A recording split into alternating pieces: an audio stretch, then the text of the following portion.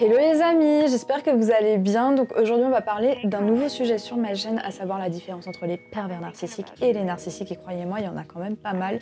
Mais il y a également des points communs, c'est ce que nous allons tout de suite voir dans cette vidéo. Mais avant de commencer à vous parler de deux cas concrets, donc deux études de cas, j'aimerais avant vous définir en fait ce qu'est un pervers narcissique et un narcissique. Enfin, le narcissique, je vous donnerai une définition un petit peu plus loin dans cette vidéo.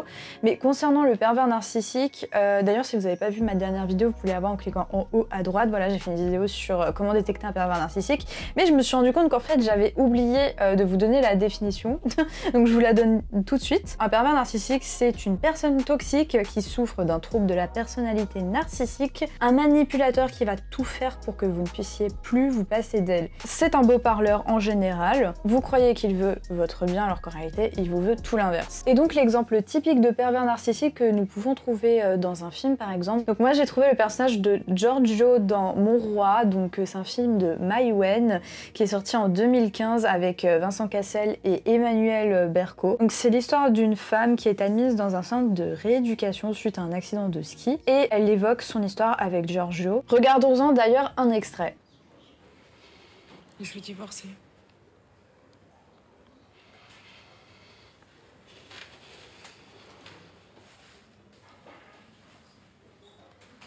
Tu m'aimes? Bon, et ben voilà, c'est réglé. L'addition. Non, c'est pas réglé. Quoi? Et le problème, c'est ni toi ni moi, le problème, c'est nous deux ensemble. Donc, quand on y réfléchit, est-ce qu'au final, ce sont deux personnes toxiques qui se rencontrent? On construit rien. Ah bon? Non, on se détruit, c'est tout. Ou en fait, peut-être que c'est la relation elle-même qui est toxique. Tu t'es battu, toi? Oui, Non. ouais. Pas une seconde. Toi, se battre, c'est quoi? C'est pousser des cris, avoir du sang partout, etc. Moi, c'est pas comme ça que je me bats, c'est tout. Je me démerde pour que tu puisses pas partir. C'est ma manière à moi de me battre. Parce que la phrase qu'il vient d'évoquer là à Tony, c'est la phrase typique d'un pervers narcissique. Parce que le pervers narcissique, il va tout faire pour vous avoir en sa possession. Le pervers narcissique n'aime pas, mais il a besoin de posséder et d'avoir le contrôle total sur les choses. Et d'ailleurs, dans cet extrait, on se rend compte qu'il essaye de faire culpabiliser sa femme. Tu es tellement Tu te mieux. rappelles quand même que c'est toi qui es venu me chercher? Moi, je suis venue te chercher. T'as bien vu que j'étais un mec avec des potes, avec des bouteilles, tu m'as vu. Tu m'as calculé quand même. T'es une avocate. C'est pas comme si t'avais trouvé un mec dans une bibliothèque. Donc à partir de ce moment-là, il repose en fait la responsabilité sur sa femme. Il fait en sorte de lui faire croire que c'est à cause d'elle qu'ils se retrouvent tous les deux dans cette situation, voire même pire je dirais, il fait en sorte de lui faire croire que c'est elle-même en fait qui s'est mise toute seule dans cette situation. Par la suite, Giorgio il exprime ses idées comme s'il s'agissait de la vérité pure. Il croit que tout ce qu'il dit est véridique et qu'on peut pas revenir dessus, c'est indubitable. Il se prend vraiment pour Dieu le Père quoi. Quand on aime, on souffre. Ouais, ouais. C'est pas facile. Mais toi, tu souffres pas beaucoup. Mais qu'est-ce que t'en sais? Putain, mais arrête un peu de me dire ce que je ressens, tu me fais chier, quoi, c'est vrai. C'est quoi ce truc, là? Qu'est-ce qu'il faut que je te dise? Faut que je me mette à chialer toutes les 2 minutes? Qu'est-ce que tu sais de ce que je ressens? Il faut que je sois extérieur pour que... Il faut quoi? Tu t'es battu, toi?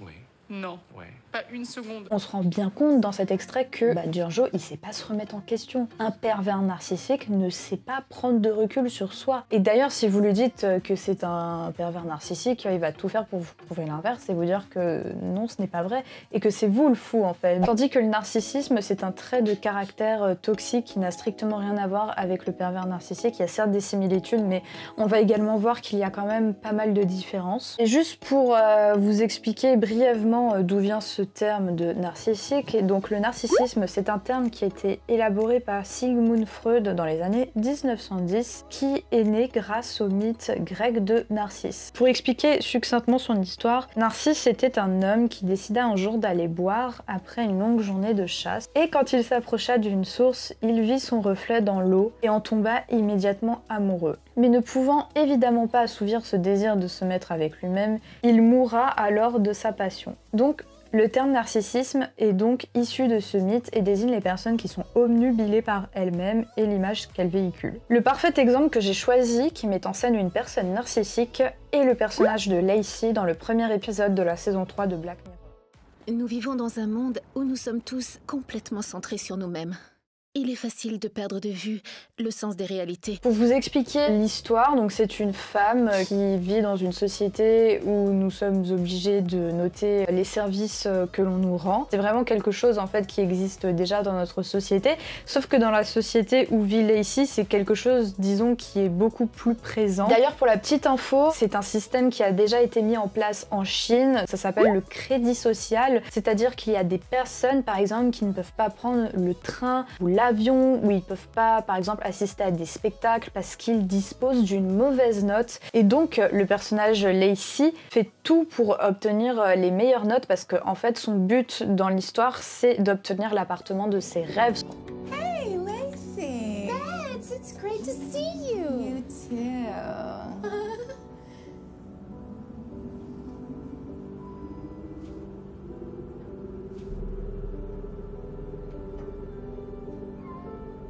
House Pancakes. He's hilarious. Such a funny cat. Just the best. You're still at Hadeker? Mm-hmm. Yeah. It's going pretty great. Good to hear. So what brings you back here? New job, first day. First day? At Blankman Harper. Whoa, top floor. That's... Well, good luck. I know, right?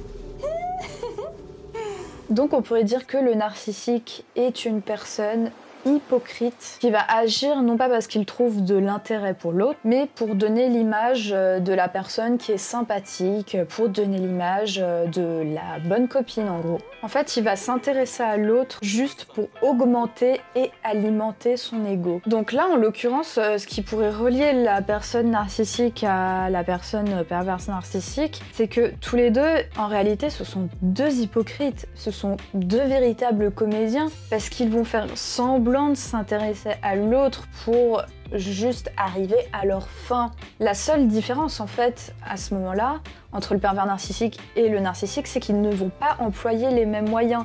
Là en l'occurrence, on réalise que Lacey, donc la personne hypocrite, va faire semblant de s'intéresser à la vie de l'autre, lui poser des questions, mais c'est juste ensuite pour augmenter son statut social, c'est pour avoir cette impression illusoire d'être important pour l'autre en fait.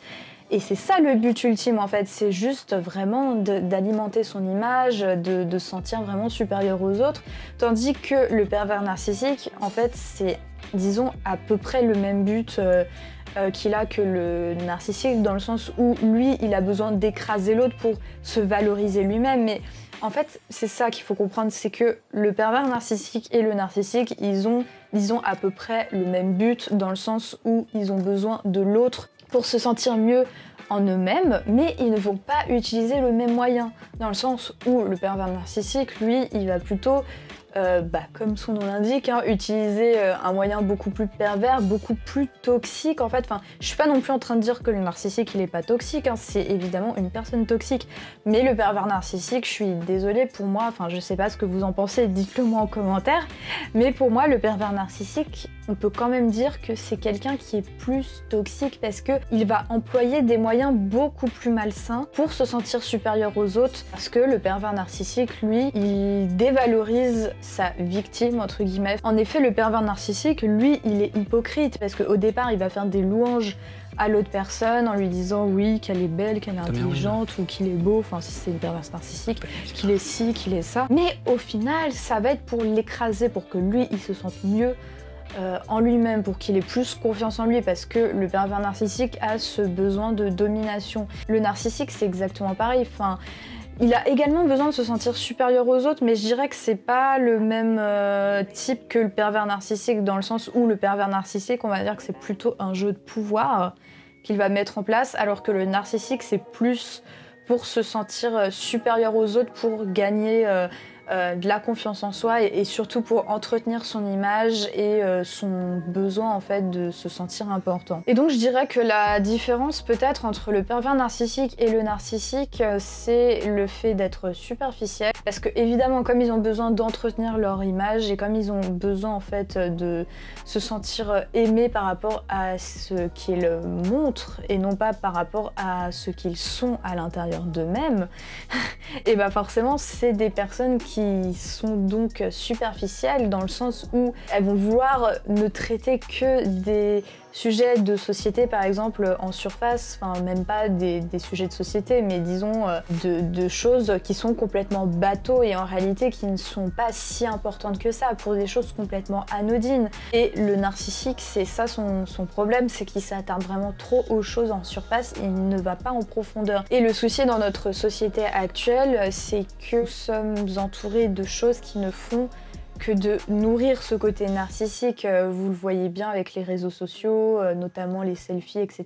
Mais bon, bref, ça pourrait être le sujet d'une autre vidéo. Et d'ailleurs, n'hésitez pas à me dire en commentaire si ça vous intéresserait que je fasse une vidéo sur les réseaux sociaux et le narcissisme.